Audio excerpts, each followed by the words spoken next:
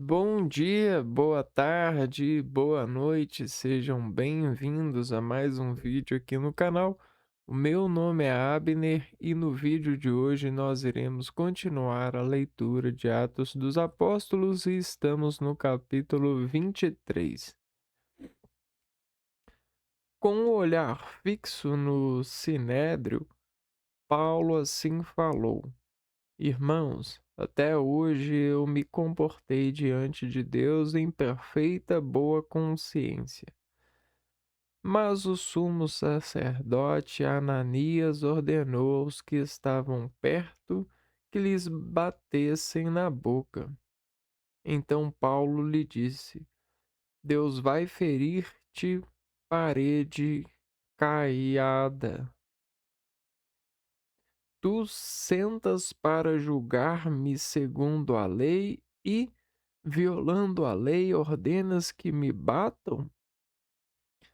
Os que estavam ao seu lado lhe disseram: Estás insultando o sumo sacerdote de Deus. Paulo respondeu: Irmãos, eu não sabia que este é o sumo sacerdote. De fato, está escrito: Não amaldiçoarás o chefe do teu povo. Sabendo que uma parte dos presentes eram saduceus e a outra fariseus, Paulo exclamou perante o sinédrio: Irmãos, eu sou fariseu e filho de fariseus. Estou sendo julgado por causa da vossa esperança na ressurreição dos mortos. Apenas falou isso. Armou-se um conflito entre fariseus e saduceus e a assembleia se dividiu. Com efeito, os saduceus dizem que não há ressurreição, nem anjo, nem espírito, enquanto os fariseus sustentam uma coisa e outra. Houve então uma enorme gritaria. Alguns escribas da facção dos fariseus se puseram a protestar, dizendo: Não encontramos nenhum mal neste homem. E se um espírito ou anjo tivesse falado com ele? E o conflito crescia cada vez mais, receando que Paulo fosse despedaçado por eles. O comandante ordenou que os soldados descessem para tirá-lo do meio deles e devolvê-lo ao quartel. Na noite seguinte, o Senhor apresentou-se a Paulo e lhe disse: Tem confiança, assim como deste testemunho de mim em Jerusalém, é preciso que sejas minha testemunha também em Roma. Complô contra Paulo, transferência para Cesareia.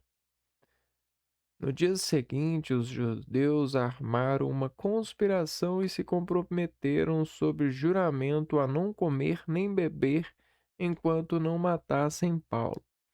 Eram mais de 40 os participantes da conjuração. Foram então até os sumos sacerdotes e os anciãos, dizendo: Acabamos de nos comprometer sob solene juramento e não comer nada enquanto não matarmos Paulo. Da vossa parte, então, com o acordo do sinédrio, mandai dizer ao comandante que o faça comparecer à vossa presença, sob pretexto de examinardes mais minuciosamente o seu caso. Enquanto a nós, estamos prontos para matá-lo antes que chegue aqui. Entretanto, o filho da irmã de Paulo soube da trama, foi à fortaleza, entrou e preveniu Paulo.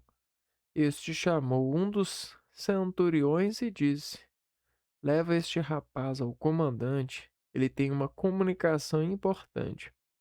O centurião conduziu-o ao comandante e disse a este: O prisioneiro Paulo me chamou e pediu que te trouxesse este rapaz que tem algo a dizer. Tomando o rapaz pela mão, o comandante o levou à parte e lhe perguntou: O que tens para me comunicar? Ele respondeu: Os judeus combinaram pedir que faças Paulo descer amanhã ao sinédrio sob pretexto de examinarem mais minuciosamente o seu caso. Não acredites neles, mas de 40 homens estão de emboscadas. Eles se comprometeram sob juramento a não comer nem beber enquanto não matarem Paulo. Agora estão de prontidão e aguardam o teu consentimento. O comandante despediu o rapaz, recomendando: Não digas a ninguém que me trouxestes estas informações. Ele chamou então 2 centuriões e ordenou: Pondo em prontidão desde as 9 horas da noite 200 soldados, 70 cavaleiros e 200 lanceiros para irem até Cesareia, e que preparem também cavalos para Paulo montar e o levem são e salvo ao governador Félix. O comandante escreveu também a seguinte carta: Cláudio Lisias, ao excelentíssimo governador Félix, saudações. Este homem caiu em poder dos judeus e estava para ser morto por eles. Então cheguei com a tropa e o arranquei das mãos deles, porque fiquei sabendo que era cidadão romano. Querendo averiguar o motivo por que o acusavam, mandei levá-lo ao sinédrio deles. Verifiquei que ele estava sendo incriminado por questões referentes à lei que os rege, não havendo nenhum crime que justificasse morte ou prisão, informando de que existia por parte dos judeus um complô contra este homem. Resolvi imediatamente enviá-lo a ti. Comuniquei aos acusadores que devem expor na tua presença o que eles têm contra este homem. Conforme lhes for ordenado, os soldados tomaram Paulo e o levaram de noite até Antipatrida. No dia seguinte, os soldados voltaram à fortaleza e deixaram os cavaleiros seguir viagem com Paulo. Chegando a Cesareia, os cavaleiros entregaram a carta ao governador e lhe apresentaram Paulo. Depois de ler a carta, o governador quis saber qual era a sua província de origem, informando de que ele era da Cilícia. Disse-lhe: Quando os teus acusadores chegarem, eu te ouvirei.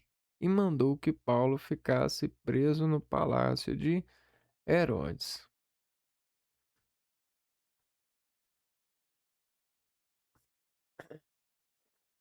É,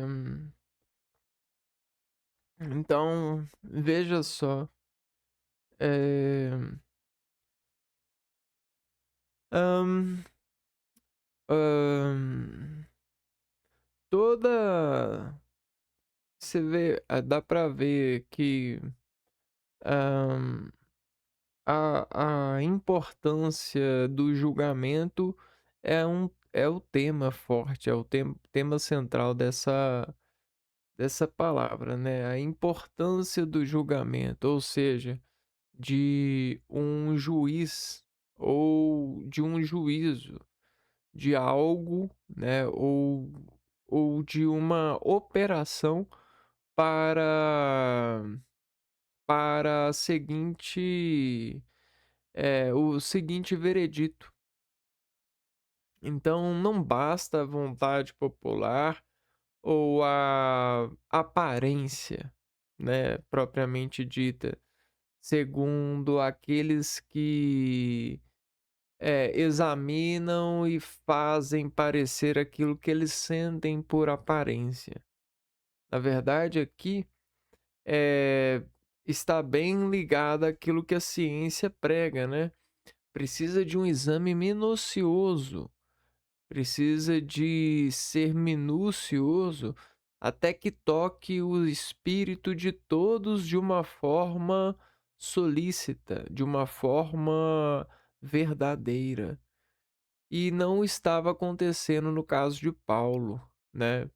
Muitos olhavam para Paulo e dentro dos exames, né, sobre Paulo, viam uma pessoa boa. Então por que muitas pessoas não viam como bom?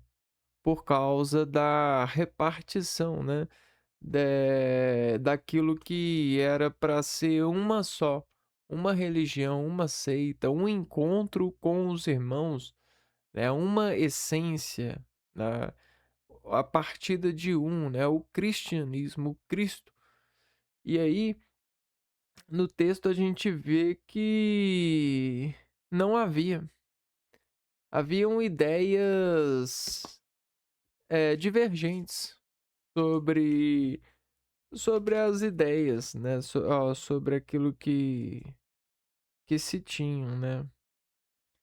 Hã, tá bem aqui, ó. Hã, fariseus, hã, saduceus, dizem que não. Fariseus e saduceus.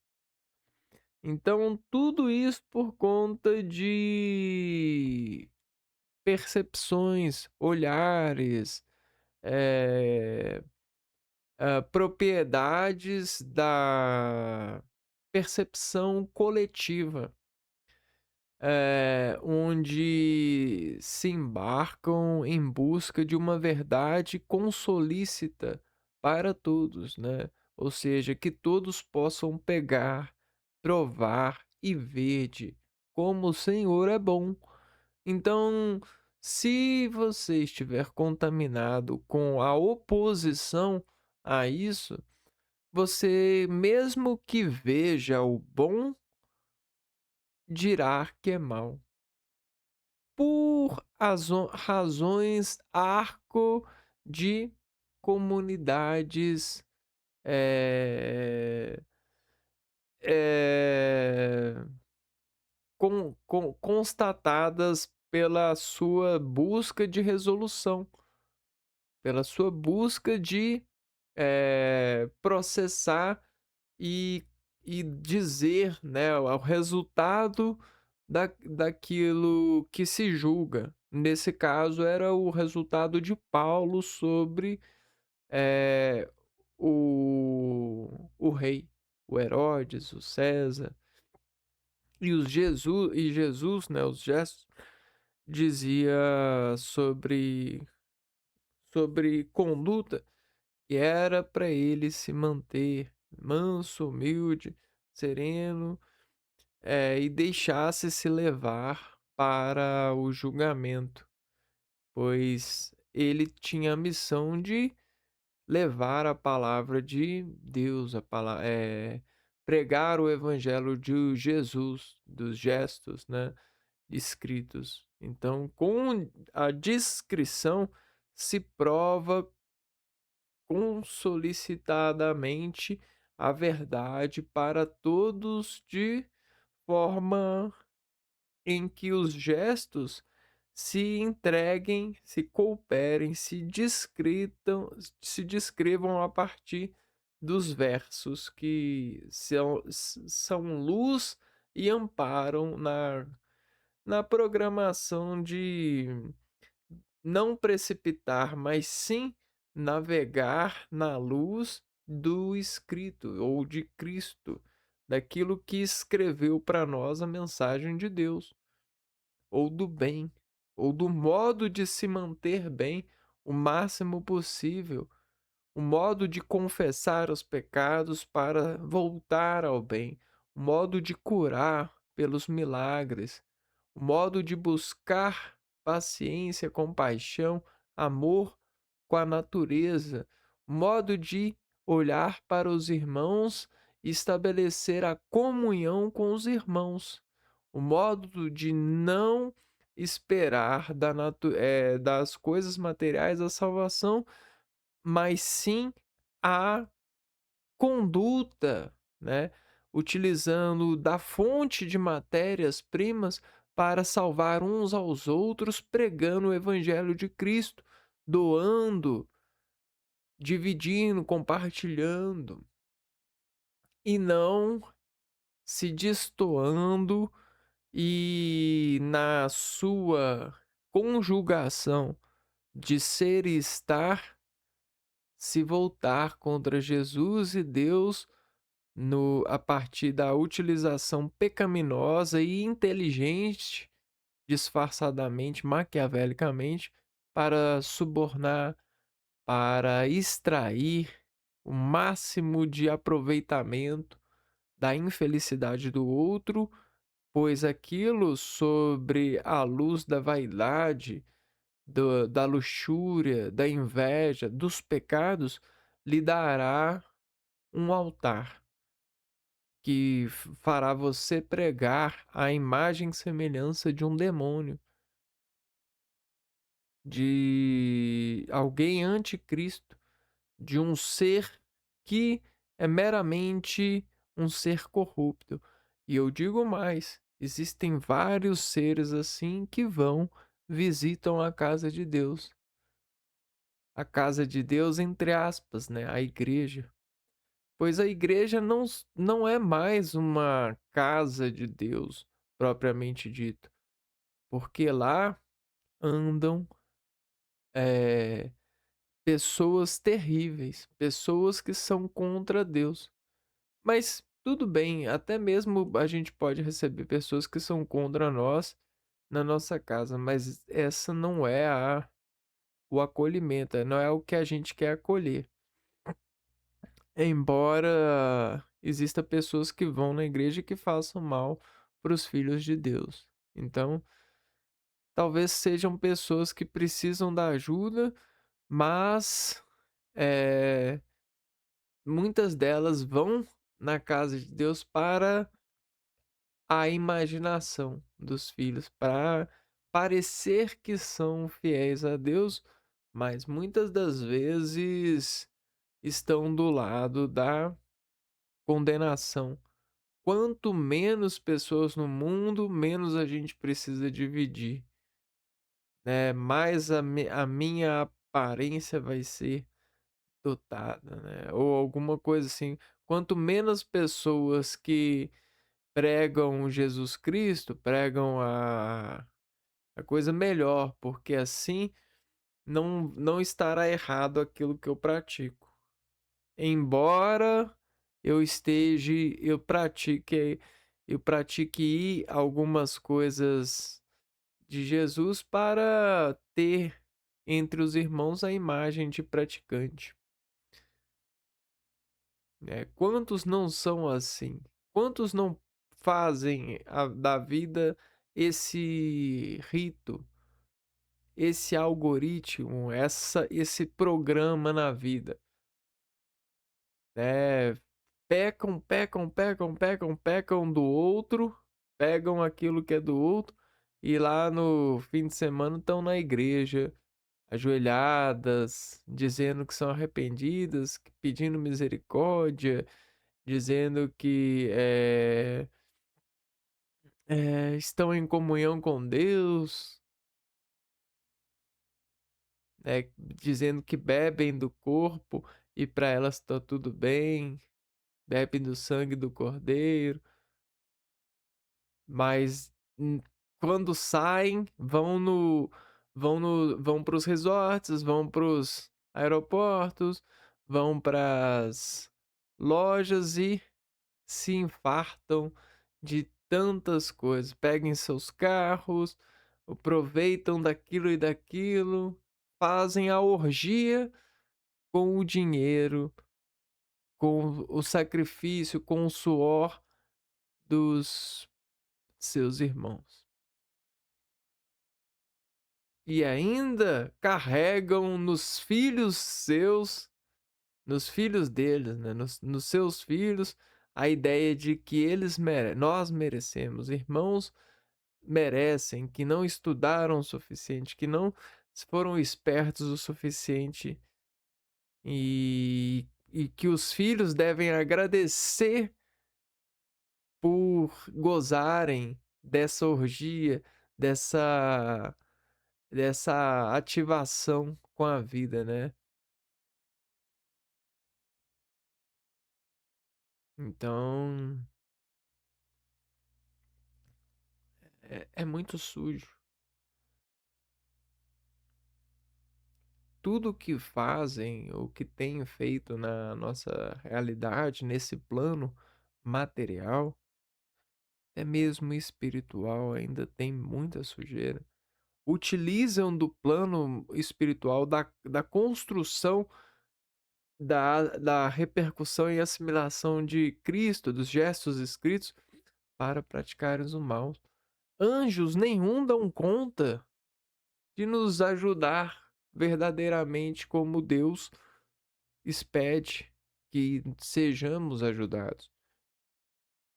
E não é por falta de poder de Deus, mas é por falta de, às vezes, a gente pode pensar de esperança no homem pelo livre-arbítrio, né?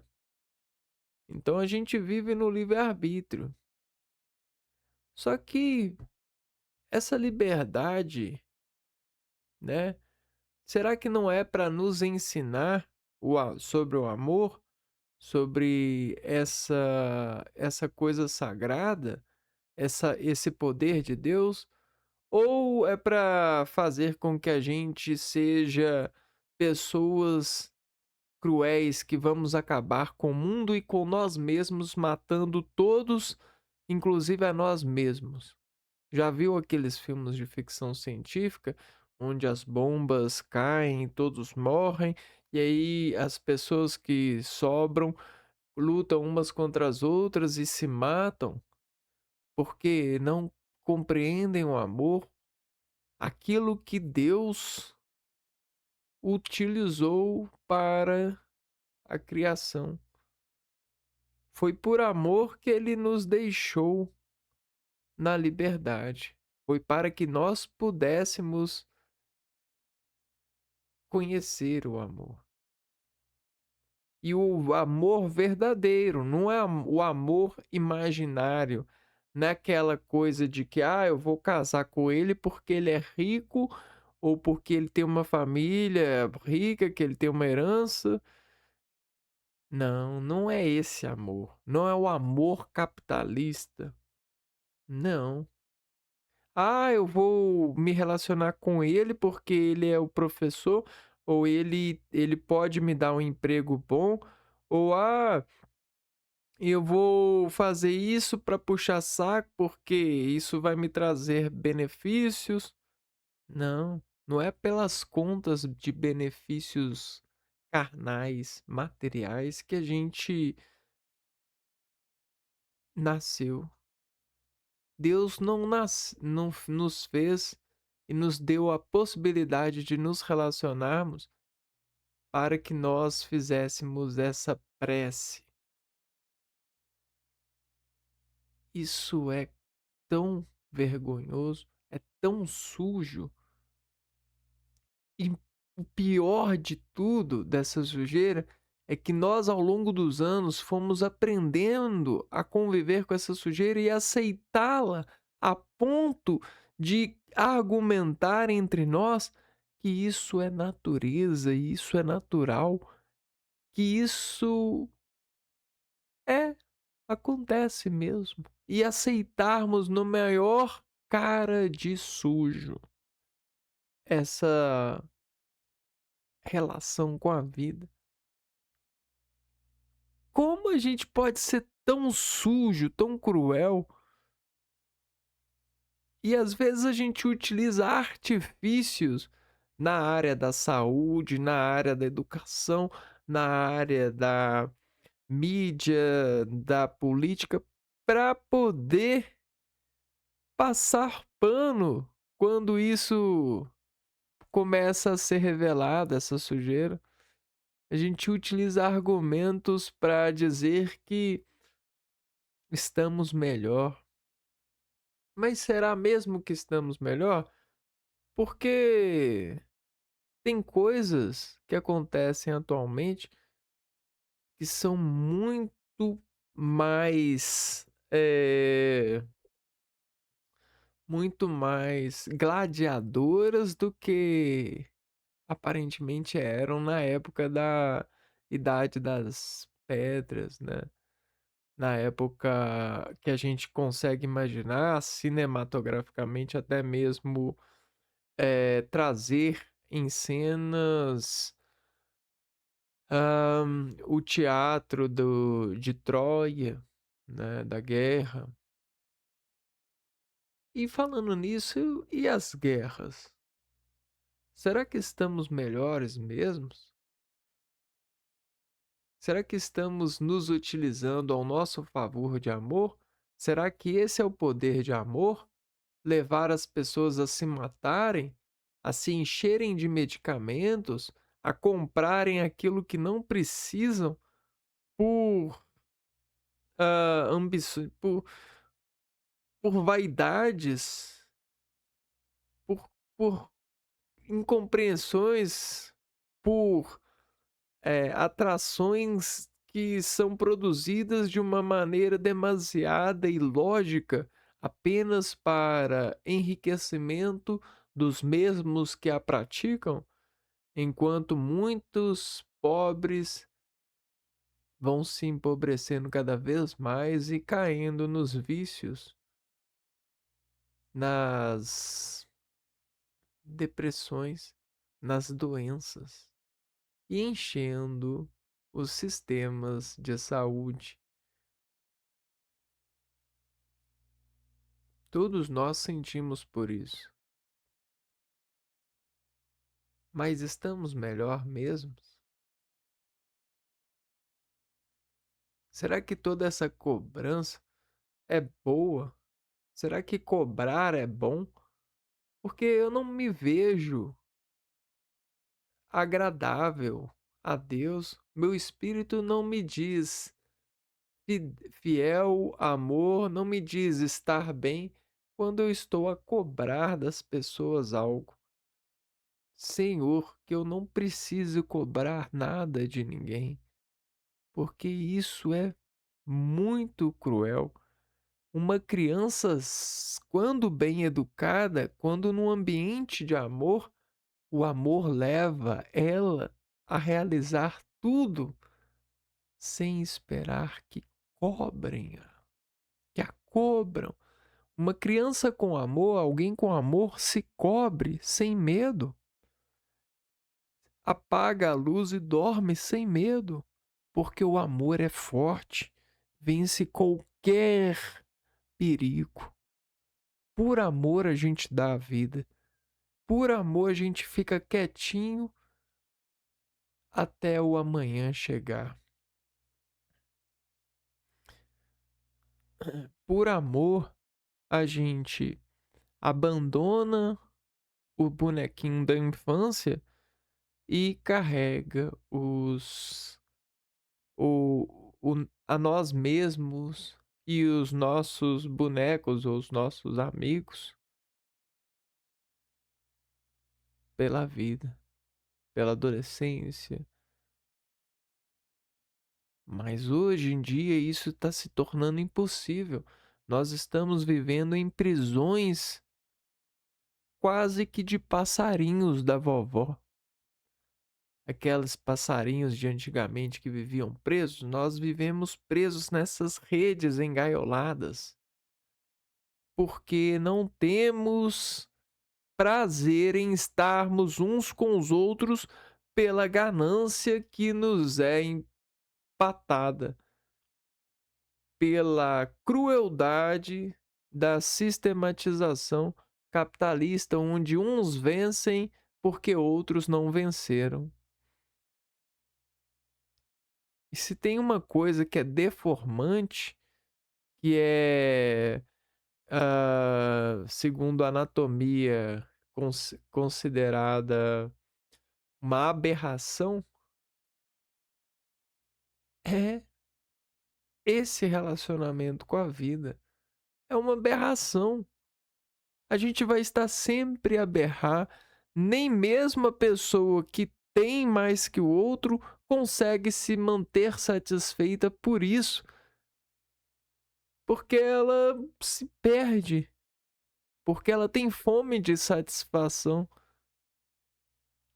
ou até mesmo porque ela queria, verdadeiramente falando, o espírito dela pede ela, pelo amor de Deus, volte a amar, ame, se entregue ao amor, por favor. Você vai agradecer e todo o Deus, toda a vida, o Deus Todo-Poderoso, a vida vai agradecer. Por mais que pareça ridículo, um ato de amor é tudo que precisamos, é tudo que esperamos, é tudo que fez a vida acontecer, é tudo que move os animais. É como se fosse um instinto no sangue, coordenado pelo espírito do bem. Esse é o amor. É aquilo que nasce e não é aquilo que sobrevive. Porque Deus sobrevive eternamente. Somos um produto de Deus. Mas quando amamos, estamos em Deus. E isso é o melhor da vida. É a certeza de que estamos em Deus. Estamos em vontade superior. Na realidade, estamos atendendo àquele que nos fez verdadeiramente e não nos enganando pela carne em, em, em plano de lutas, né? Em competições. Nós, a melhor competição, né? A melhor vitória é quando nos rendemos, entendeu?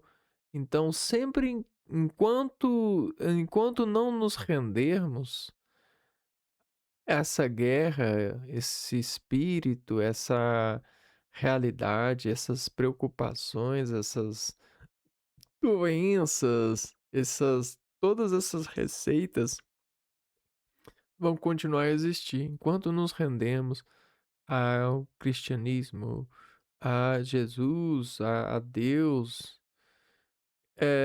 E eu não digo cristianismo como um sentido de ah, construção religiosa, de igreja, isso e aquilo, não. Eu digo cristianismo como um filho de Deus.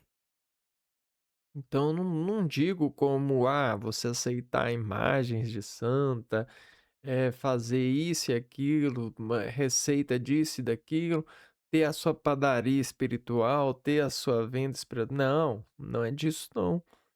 Não é ter a sua Ave Maria, isso, aquilo, não. Se render ao Filho de Deus. Você se rendendo a isso, você entenderá que o Pai quer o seu bem e também quer o bem dos seus filhos e que você sempre terá, né, ao seu lado Deus, pois os filhos de Deus e você estando em Deus, sendo filho de Deus, enxergará aquilo que você não enxerga. Enxergará o caminho do amor e terá mais convicção de realizá-lo a partir da caminhada para o Pai, a qual Jesus deixou para nós, fazendo bem para os irmãos, não aceitando suborno, bonificação, não acelerando no sinal vermelho, não gritando com o outro, entendendo que as coisas acontecem, pedindo perdão, tentando se orientar, eh, utilizando a oração, a fala para dizer: "Olha, está errado, nós estamos ganhando mais aqui, enquanto aquele trabalhador ali não está ganhando. A gente ficou sabendo, isso está errado, vamos nos organizar, vamos dar a ele também qualidade de vida, vamos de vida. Ele precisa também, ele também está na vida. Vamos nos unir, pois todos precisamos estar o melhor possível para voltarmos bem a amarmos uns aos outros, para que ele não se perca em Deus, em família, em amor, na nossa irmandade, porque ele se sente mal porque ganha menos. Vamos reconhecer o trabalho de todos, vamos fazer alguma coisa por isso. Existem pessoas que esperam serem reconhecidas, vamos reconhecê-las, vamos fazer alguma coisa por isso. A gente pode,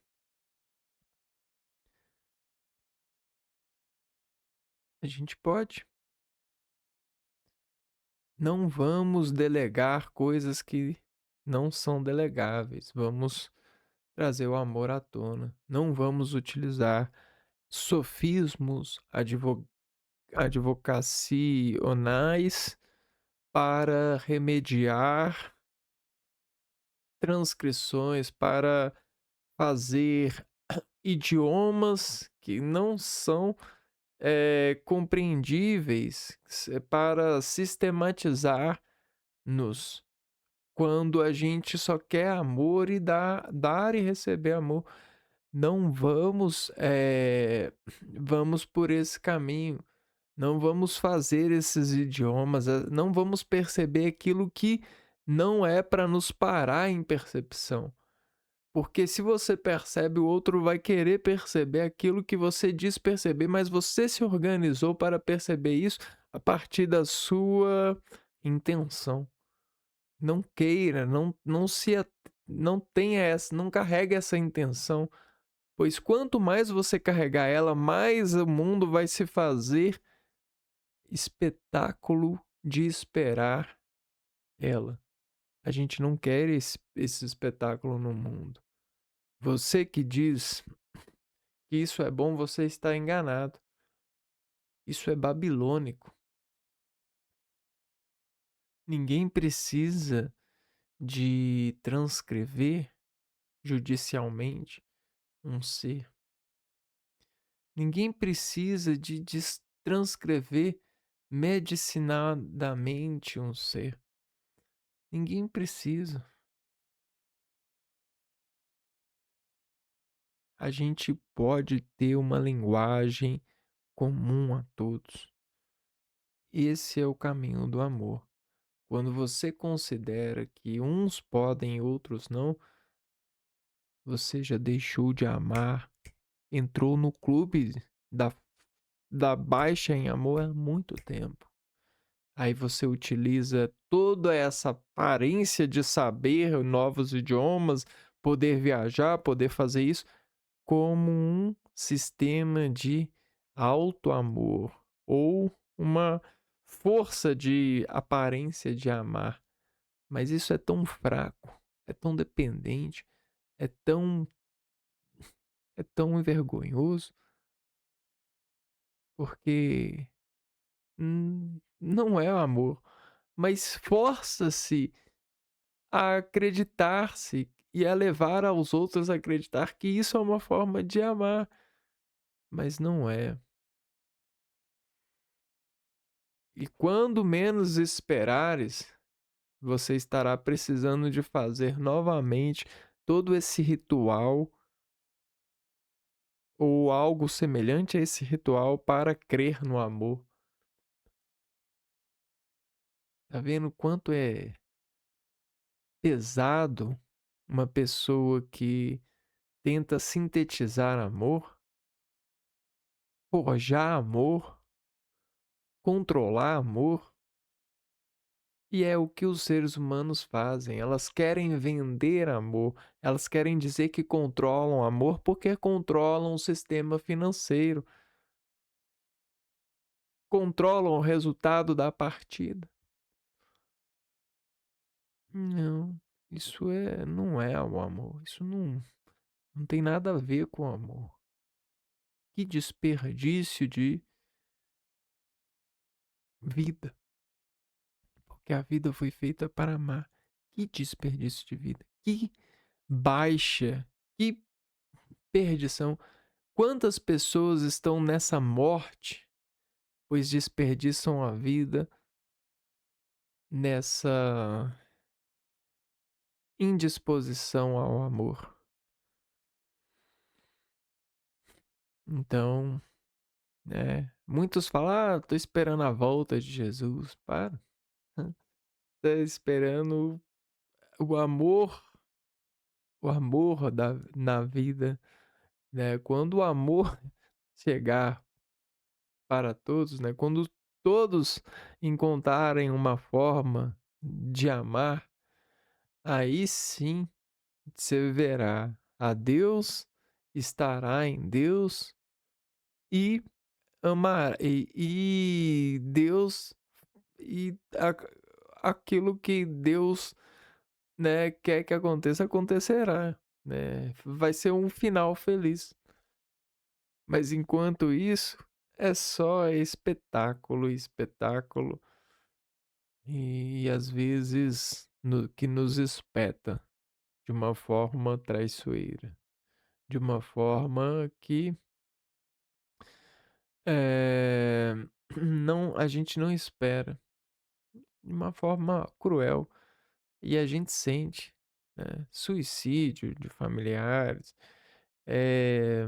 mortes repentinas, acidentes, guerras, doenças com alto poder de destruição, epidemias, indisposições para fazer coisas que seriam bons para nós, vergonhas, eh, necessidades de pecar, não, por dependências e isso, aquilo. É terrível, é terrível. Então, as pessoas falam: "Ah, eu vou inventar uma coisa aqui que vai ajudar muito". Não, já existe o amor. "Ah, eu vou inventar um carro elétrico". Não, só ame a vida, que você vai ver que, você vai andar a pé, vai emagrecer,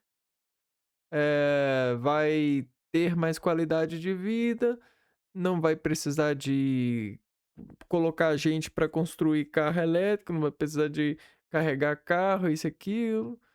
As pessoas que estão com você vão andar mais a pé, vão melhorar a sua qualidade de vida.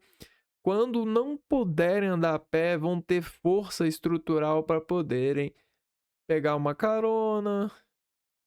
Não vão dizer: "Ah, eu não posso andar disso porque eu sinto dor". Não, por causa do amor você é muito forte. Quando você ama, a dor desaparece. Por que você não volta a amar?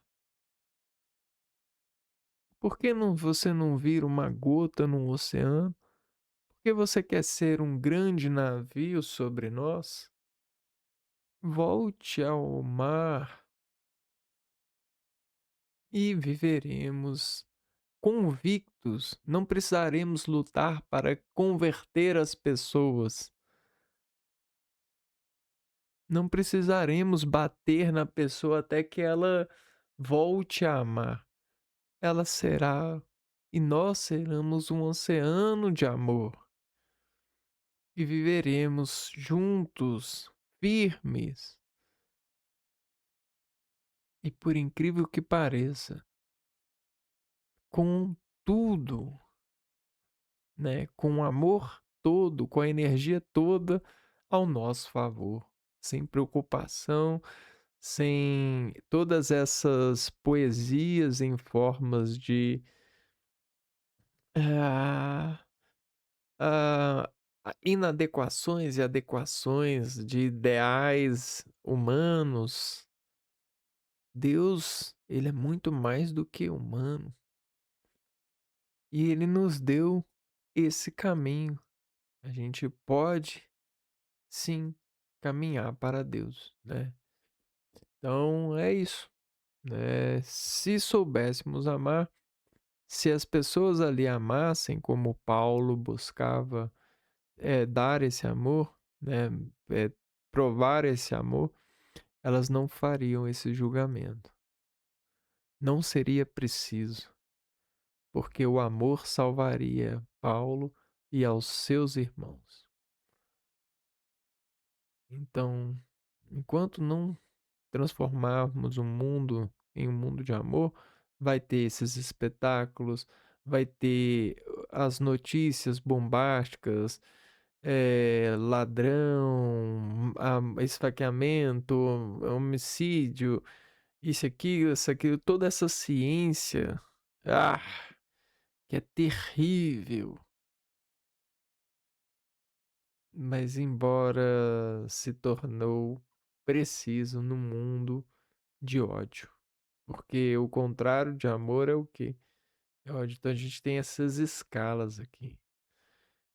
Vamos acabar com ela. É isso que a gente precisa, né? Então a gente vai ficando por aqui e se vê no próximo vídeo. Um abraço para vocês e fui.